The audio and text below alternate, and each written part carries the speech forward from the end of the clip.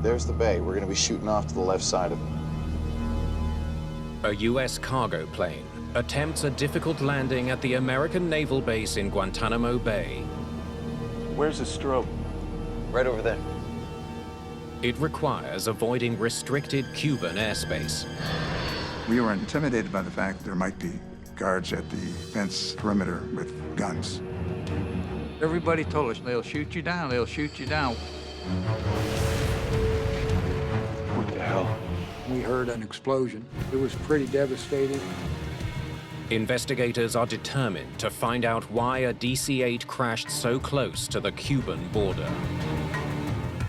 To destroy a DC-8 like that, there had to be a high-energy impact.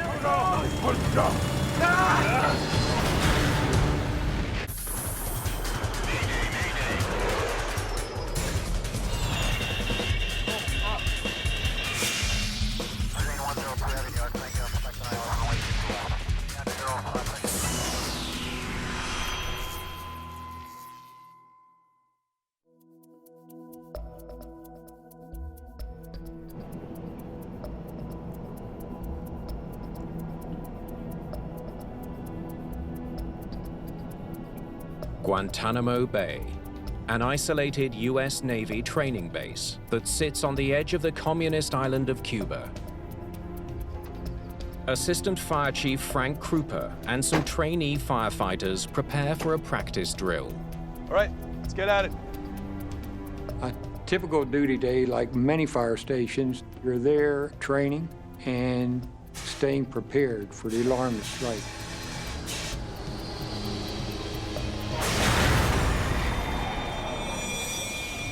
We heard an explosion, enough to shake the building. I didn't see the fireball at the end of the runway. Let's go, let's go, let's go! We knew something was wrong and headed for our truck. We knew that around 5 o'clock we were going to have a DC-8 landing. Let's go, let's go, let's go! The DC-8 was a cargo plane. Typically, there would be 3 people on board.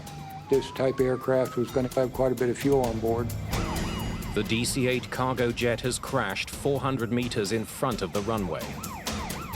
As I headed down the runway, I was passing parts of the aircraft before I even reached the crash site itself. It was pretty devastating. I didn't expect to be survivors. Debris is scattered over a wide area.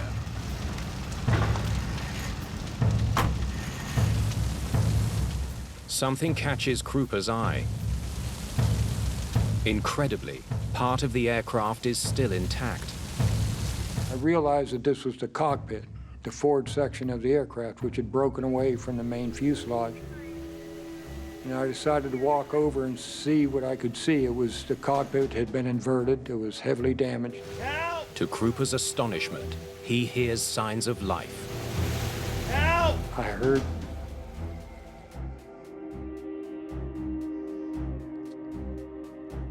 heard these cries for help. Help! Hello? Anybody? Help! Help! Through the aircraft, I could hear the moans of personnel inside and realized that someone had survived. We've got survivors.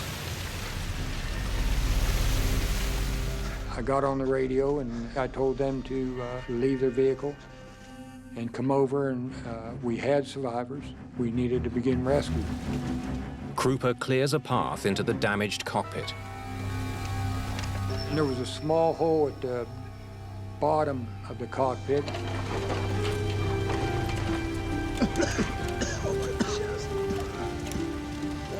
Okay, guys. We're gonna get you out of there. Just hang on. Hurry! He discovers 3 people in the cockpit, all alive, but only barely. They were all seriously injured. A lot of traumatic injury, and they were crying and moaning. Please, help! They are First Officer Thomas Curran, flight engineer David Richmond, and Captain James Chapo. Yeah, I don't remember the exact moment of hitting the ground, no. Yeah, we were fortunate, you know. The DC-8, they say, was built to separate at the cockpit and cabin bulkhead. And sure enough, that's where it busted apart. And we rolled ahead of the airplane.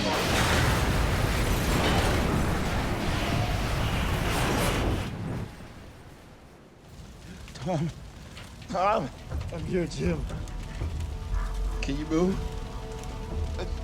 Yeah. My memory of the actual accident itself is gone. Please, help us. I was told when the airplane hit the ground, a large boulder came through the cockpit by my rudder pedals and broke off the rudder pedals and severely damaged my legs.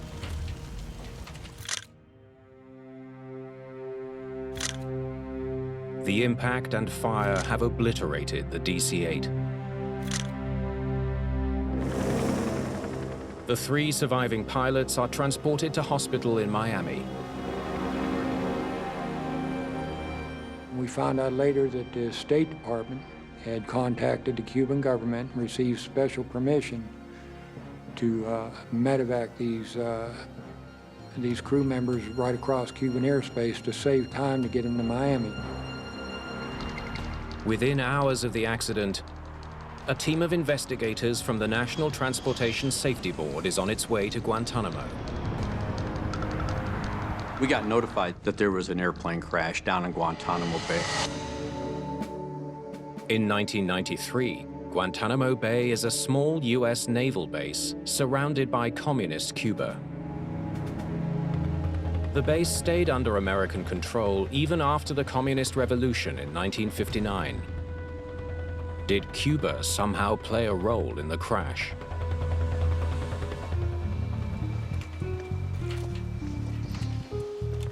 All right, let's see what we got.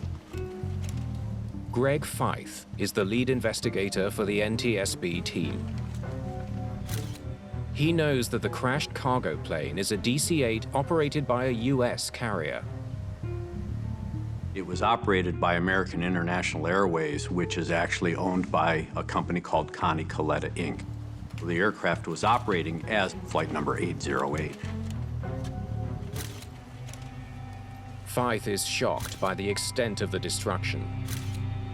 It's always a devastating sight when you see this magnificent machine spread out in pieces.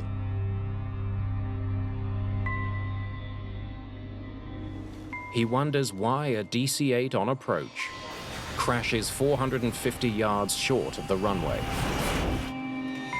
You gonna take a look at that? Investigators examine the wreckage for clues that could explain why the aircraft came down so violently. We need to check the engine, wings, ailerons, rudder. Get on it. Both black boxes coming in. While searching the debris, investigators recover the 2 black boxes. No, both slightly damaged. One of the key tools for investigators for large transport category airplanes is the cockpit voice recorder and the flight data recorder. Coming to you right now. Investigators send the boxes to the NTSB lab in Washington, D.C. for analysis. Entire site, correct, yeah. We want to know what the actual performance of the airplane was. And we can marry it up against the cockpit voice recorder to see what the crew was talking about, what they were looking at, if there was a problem. While they wait for the black box data, investigators interview witnesses to try to understand what happened to Flight 808. So you saw the whole thing? Yeah, I watched him come in. They learn that the pilots of a U.S. Navy transport watched the plane's final moments. Here it comes. On 10. They were near the runway when Flight 808 began its approach. We were fortunate there was a C-130 crew, so you have some qualified pilots who are actually watching this airplane, the DC-8, as it was trying to land on runway 10.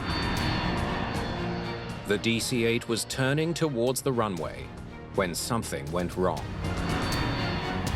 They described that when they watched the airplane as it turned towards runway 10, the bank angle continuously increased. He's not gonna make it. No way.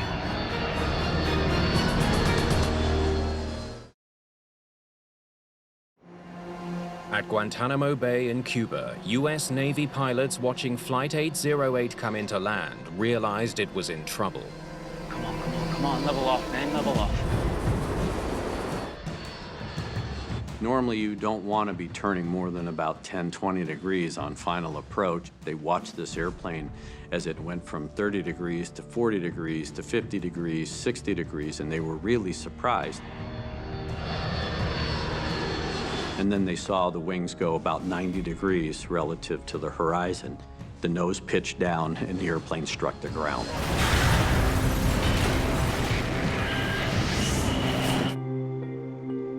Sounds like a wing stall.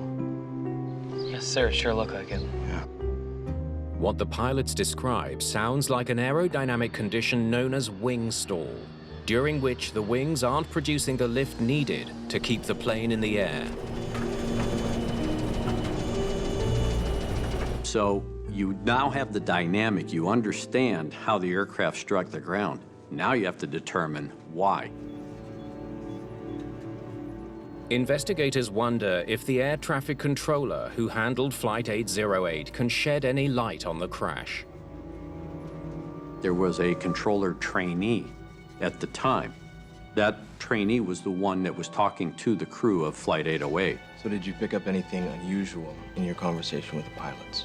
Everything seemed fine. Guantanamo, this is Connie 808. Connie 808, Guantanamo, go ahead. Well, except for one thing. What was that? Investigators learned that 12 minutes before the crash, the crew of Flight 808 radioed in as they were approaching the island and made an unusual request. Connie 808 requesting, we'd like to make the approach for 10 this afternoon. Connie 808, understand you'd like runway 10? That's affirmative, runway 10. They asked to change runways. The controller typically will allow the crew to make the decision as to what runway. And that runway selection sometimes is based on wind conditions or certain types of weather conditions or possibly even airspace restrictions. Guantanamo has a single runway, with aircraft landing in either direction, identified as 28 from the east and 10 from the west. Flight 808 was originally scheduled to land on runway 28. Normally, airplanes land on runway 28. It's more or less a straight-in approach, landing to the west. But then the crew requested a switch to runway 10. That approach is closer to the border with Cuba. To avoid Cuban territory, landing aircraft are forced to approach from the sea and then make a sharp turn onto runway 10. You only have 3/4 of a mile from the border fence, so trying to manipulate or maneuver a DC-8 is a real challenge. The aircraft has to approach almost perpendicular to the runway, and when they get in close, they have to make a hard starboard turn. They have to turn and dip and drop onto the runway. Feith is puzzled. Why would the crew of Flight 808 choose the more difficult approach?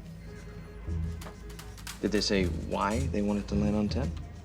I think it caught her attention that why would you do that when everybody else lands on runway 28, which is the easiest approach? Investigators want to interview the 3 pilots of Flight 808 about their crash, but they are still in intensive care, and they remember little about the accident. We know that anytime there's a surviving crew member or crew members, there's always the possibility that they aren't going to remember exactly what was transpiring because of their traumatic injuries. Even though the surviving crew can't offer any insight into why they flew a more challenging approach, Thanks very much. investigators are determined to learn more about what happened. They wonder about the role the pilots played in the accident. Were they qualified to fly the DC-8? Let's have a look here. Fythe studies the crew's personnel files.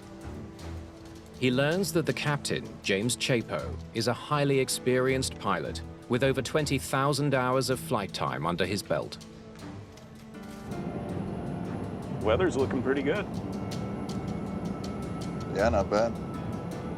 20,000 hours is a very experienced pilot, and this captain had a good reputation. Other pilots had talked about the fact that, you know, he was very dynamic, he was a good communicator. Is there anywhere to get a bite to eat on the base? Just the chow hall, unfortunately. First Officer Thomas Curran is a former Navy pilot. He had a first officer who, again, was very experienced, 15,000 plus hours. The flight engineer, Dave Richmond, is also a seasoned pilot. These guys had to know what they were doing.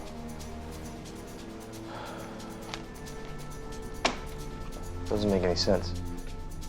Fythe wonders why an experienced crew allowed the aircraft to get into such a severe bank.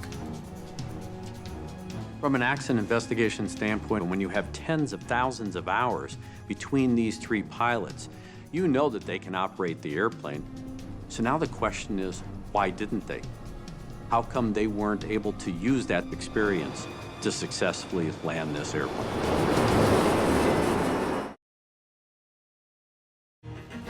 Investigators still don't understand what led AIA Flight 808 to crash at Guantanamo Bay Naval Station. They know the crew was highly qualified, and now wonder if there was something wrong with the plane. Let's bring it up, please. An investigator is always keeping an open mind. We're somewhat inherently suspicious people, and consequently, I'll look at a lot of different theories, but I'm not going to exclude anything until I know for fact that it couldn't be that. Now Fythe finally has access to the plane's critical digital flight data. He uses that data to recreate the exact flight path of the plane.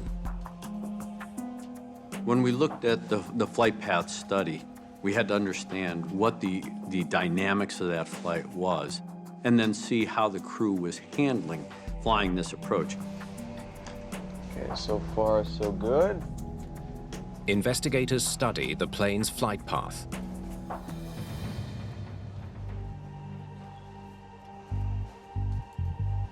Okay, let's see the proper approach.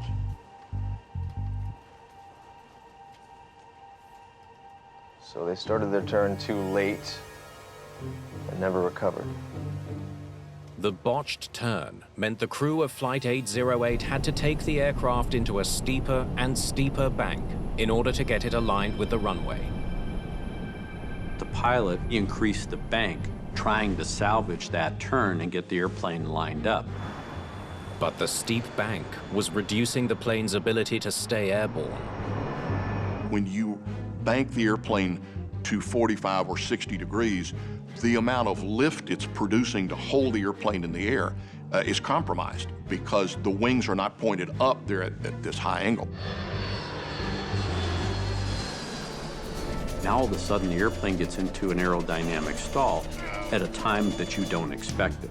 And because you're low to the ground, you don't have sufficient altitude for proper recovery. The simulation has left investigators with urgent new questions. Why did they start that turn so late? Fythe also needs to know why the crew didn't abandon an approach that was so clearly going wrong. It was kind of surprising for all of us that you would be maneuvering an airplane of that size, that low to the ground. The cockpit voice recording is finally ready. It's Fythe's last hope for solving the mystery. Investigators get a breakthrough when they listen to the recording. Okay, let's get started. We didn't hold a lot of hope out for getting good information from the flight crew. That's why the cockpit voice recorder became so important to us, because it could fill in the gaps. And what it reveals is extraordinary. Connie 808, you're required to remain within the airspace designated by a strobe light. Roger, we'll look for the strobe light, Connie 808. Fife hears the air traffic controller discussing a strobe light with the crew of Flight 808. So what do we know about this strobe they keep talking about? They study a navigational chart for Guantanamo Airport. There it is. They learn that a strobe light marks the base's border fence with Cuba. On the approach to runway 10, there are certain visual cues that the crew would use in order to get themselves lined up so that they wouldn't overfly the restricted airspace.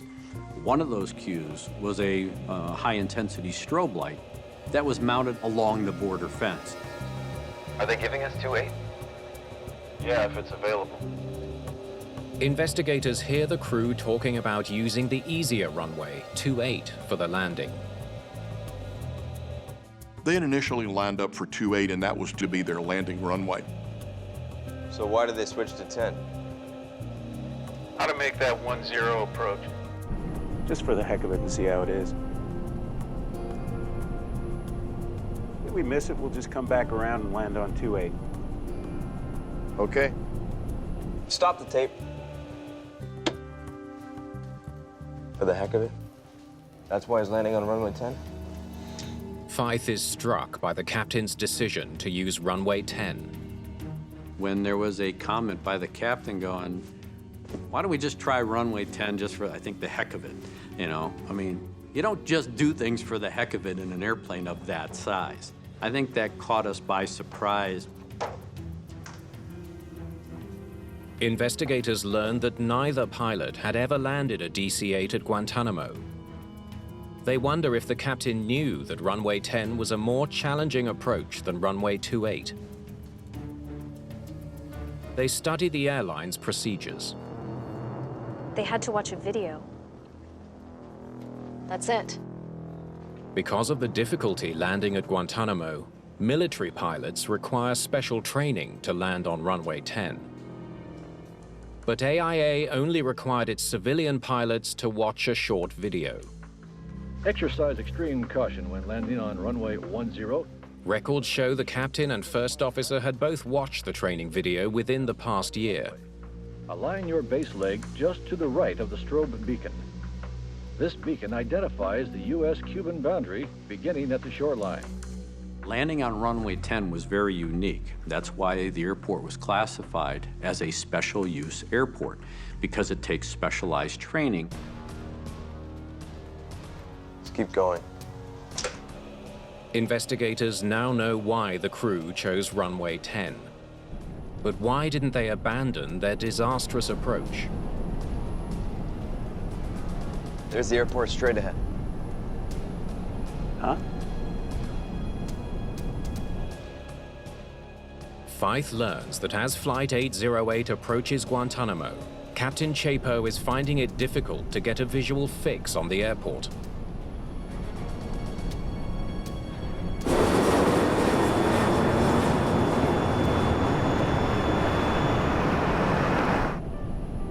There's the bay. We're going to be shooting off to the left side of it. The airport's going to be on that side of the bay. We're gonna come back around and hang it right. Yeah, that's right. The crew repeatedly has to explain its location to him. Before they actually started the final portions of the approach to the runway, they were having problems trying to find the airport. Wonder if that's the airport right there, straight ahead of us. That is the airport straight ahead of us.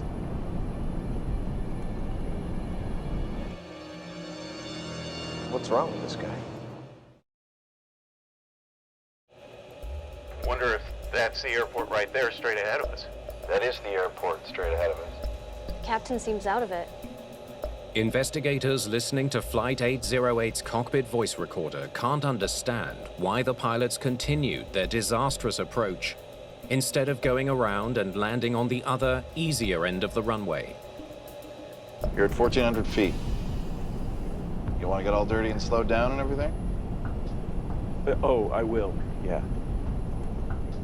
The first officer tells the captain they're low enough to extend their flaps and gear, which will slow the plane for the approach. I remember as we were approaching the shoreline, we were intimidated by the fact that we were told that there might be guards at the fence perimeter with guns. To avoid Cuban airspace on the left, the plane must make a tight right turn. The runway's right there, man. Yeah, I got it. Yeah, I got it. We're gonna have to really honk it. Let's get the gear down. All right.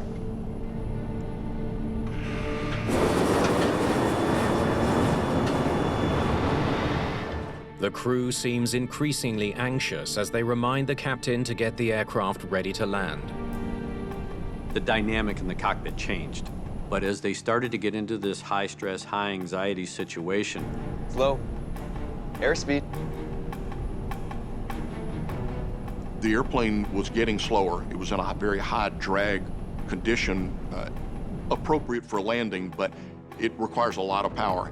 But strangely, the captain ignores the warning to speed up. Slow. Airspeed. We should be talking about doing a go-around. This captain found himself in a position where he ended up trying to salvage a bad situation when he should have abandoned the approach. Where's the strobe? Right over there. Where? Right over there. Where?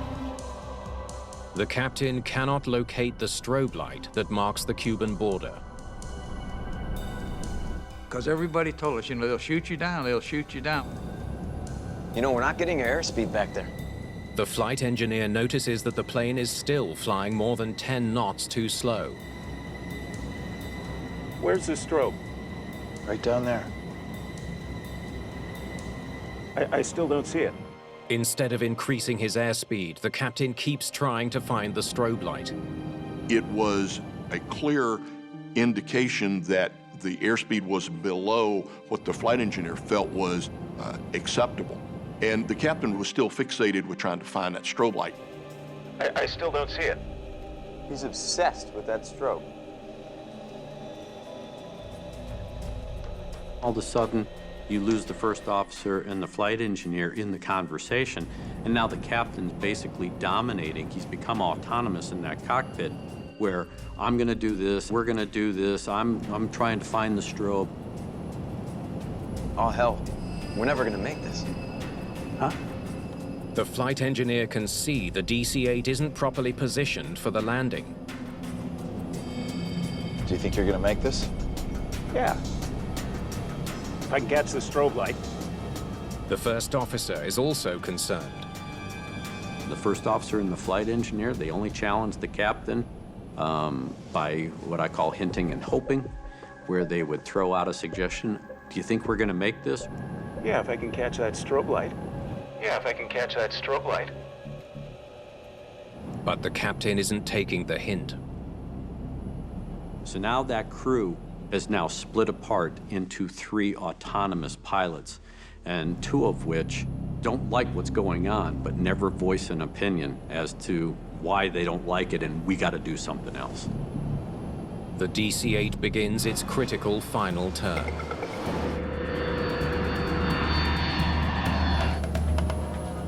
But the captain still can't see the runway. He realizes he must have begun the turn too late. To compensate, he makes the turn even steeper. It was about double what airline passengers would experience in a routine passenger flight. Maximums normally around 30 degrees. This was going to require something near 60 degrees to be able to make the airplane turn quickly enough, and they're going to do it at low altitude. The plane needs an airspeed of 147 knots to stay airborne in the tight turn. Watch. Keep your airspeed up. The flight engineer is probably the one that has the largest picture view of what's going on. If somebody said, we're not going to make this, that would be a clear red flag warning. 140. They need another 7 knots of speed.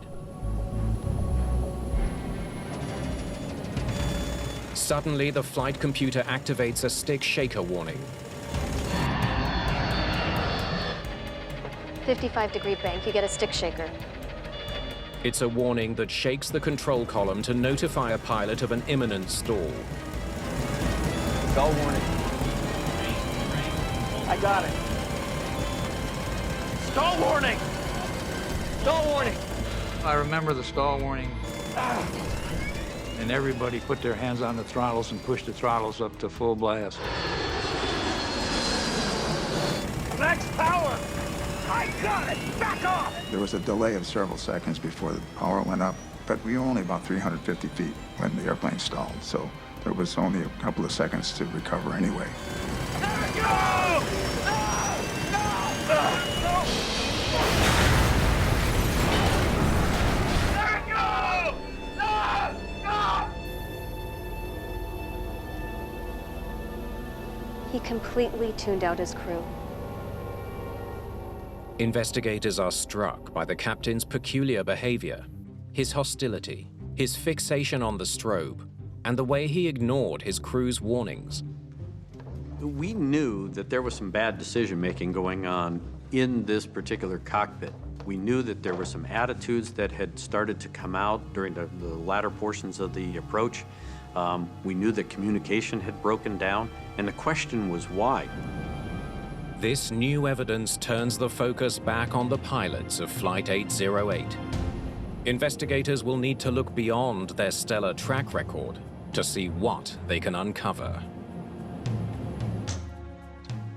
Okay, let's find everything we can out about these guys. Greg Feith studies the duty rosters and pilot logbooks of the AIA DC-8's crew to see if they offer any clues about the three pilots' strange behavior. What have we here?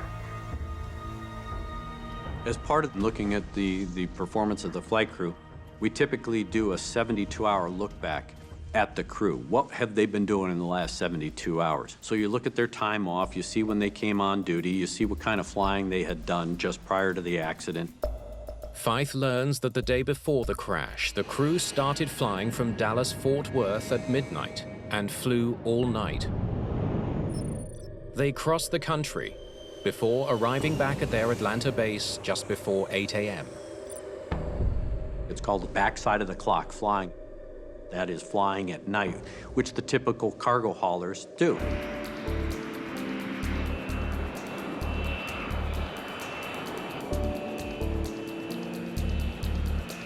That was supposed to be the end of the crew's shift, but they were called back for one last flight. Guantanamo Bay, here we come. Nothing more I'd rather do. I can think of a few things. By this point, the crew members have been awake for about 15 hours each. In the last 48 hours, the captain had only 7 hours of sleep. I was not particularly enthusiastic to go out for another 7-8 hours of flying. I'd much rather have gone home and get a good night's sleep and a home meal. The new flight headed to Virginia to pick up cargo that included submarine parts. They wanted us to go to Norfolk and then go to Guantanamo Bay, unload, and then fly back to Atlanta. Could the lengthy duty time have impaired the pilot's performance to the point they crashed their plane? It's real easy to write it off as pilot error, saying they screwed up, they didn't maintain airspeed, they stalled the airplane, they crashed the airplane.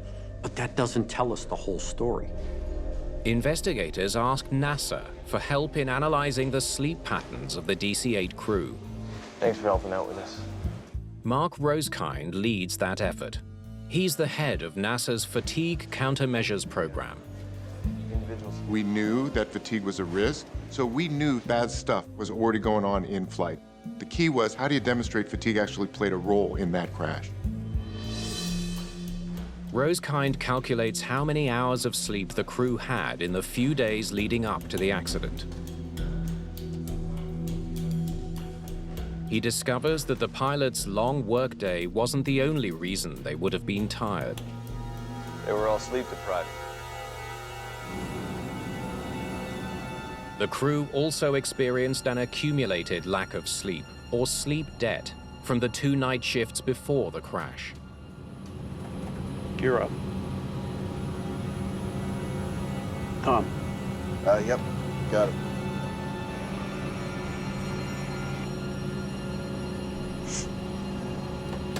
What most people don't realize is that when you lose sleep, it actually builds into what's called a sleep debt. And you should think about that just like a bank account. It's like going in the red. The captain's sleep debt was large. He had only 15 hours sleep in the previous 72 hours. Magnifying the effect of fatigue and sleep debt were the crew's biological clocks, known as circadian rhythms. We actually have a clock in our brain, and that body clock controls everything on a 24-hour basis. So as soon as humans alter that pattern, like trying to work at night and then sleep during the day, you're basically opposing your biology to do that. There is a cost to it. Flying at night and sleeping during the day was wreaking havoc on their circadian rhythms. Connie 808, understand you'd like runway 10? That's affirmative. Runway 10. Rosekind determines the effect of the disruption would be felt most intensely between 3 o'clock and 5 o'clock in the afternoon, precisely when Flight 808 was approaching Guantanamo Bay. Everything you are as a human is degraded or impaired in some way. Your memory, your decision-making, your vigilance, reaction time, your communication skills, you name it, every one of those things is degraded. And it's impaired potentially anywhere from 20 to 50%.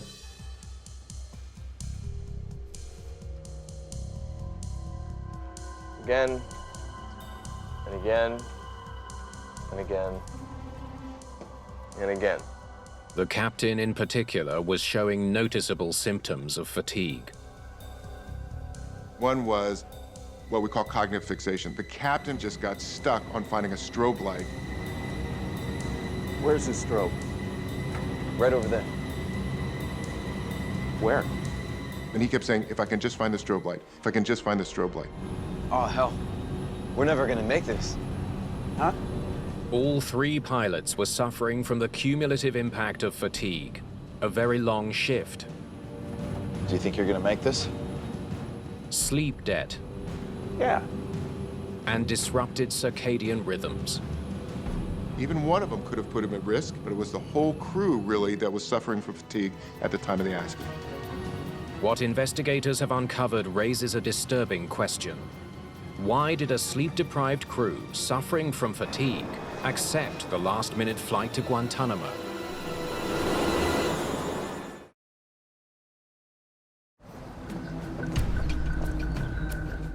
After a lengthy recovery in hospital, investigators are finally able to interview the seriously injured crew of Flight 808. At long last, they'll get a chance to hear the crew's side of the story.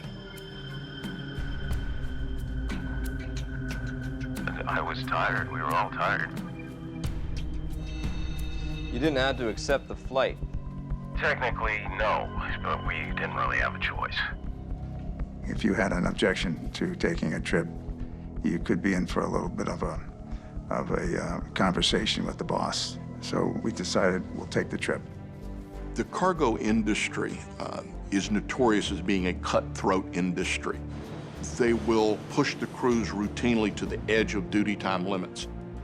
So there's this constant feel of almost a military type, we've got to get this done, philosophy that becomes the corporate culture. So now you have pilots who think the same way. I'll do whatever it takes to make things happen. Why? Because there's this fear of intimidation and the loss of a job that if you don't do it, I'll find somebody that will. That fear may have led to disaster.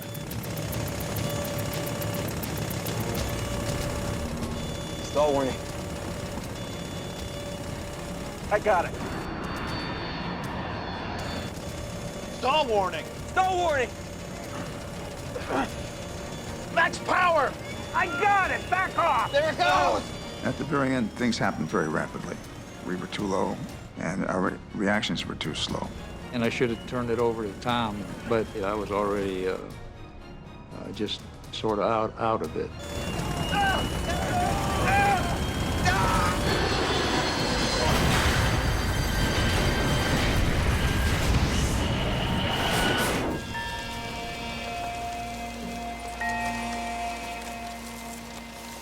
It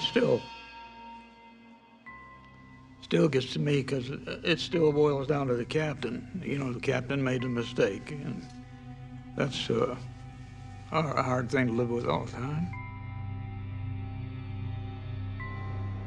Investigators discover one final tragic piece of the puzzle. The strobe Captain Chapo spent so much time looking for wasn't even working that day. And no one had told the controller that the strobe was down. She never told them that it was inoperative. Where's the strobe? So now they're trying to find something that doesn't exist. And when they saw something flash out there, which they thought was the strobe, it was actually the tin roof on a little cabana. They assumed that that was the strobe. In his final report on the crash of AIA Flight 808, Greg Feith emphasizes the central role played by fatigue. This accident that happened in Guantanamo Bay with this flight crew was precedent-setting. It was the first commercial aviation accident caused by fatigue. Not fatigue contributing to the accident, but actually caused by fatigue. And the industry took notice. A quarter century after the accident, Captain Jim Chapo and First Officer Tom Curran finally meet the man who brought them out of the wreckage, firefighter Frank Krupa, who was decorated for his work that day. Hang on. Just hang on. Help us, please. Get us out of here, please. I know these old guys. Let me hug you. Thank you so much for it. So you're the man. Well, I'm one of them. Good deal. I'm representing the crew. Right. Yes, it was the worst aircraft crash I've been on, but the guys survived. And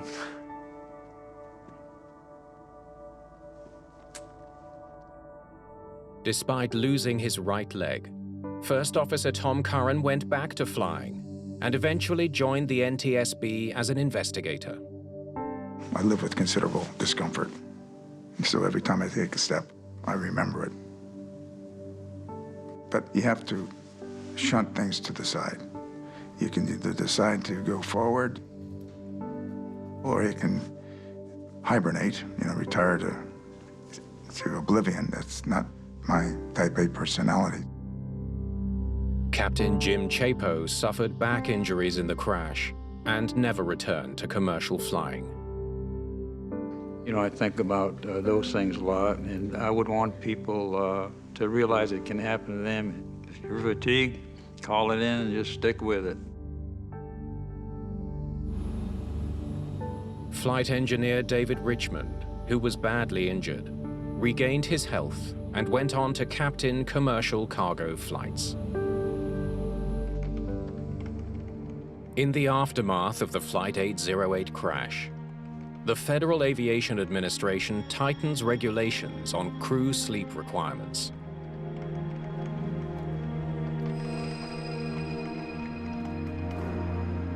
And mandates airlines to take into account the latest sleep research as they manage pilot rest times. Today we have much more scientifically bound crew duty time limits. As an industry, we're better about all of those today, but we can still improve, and we should.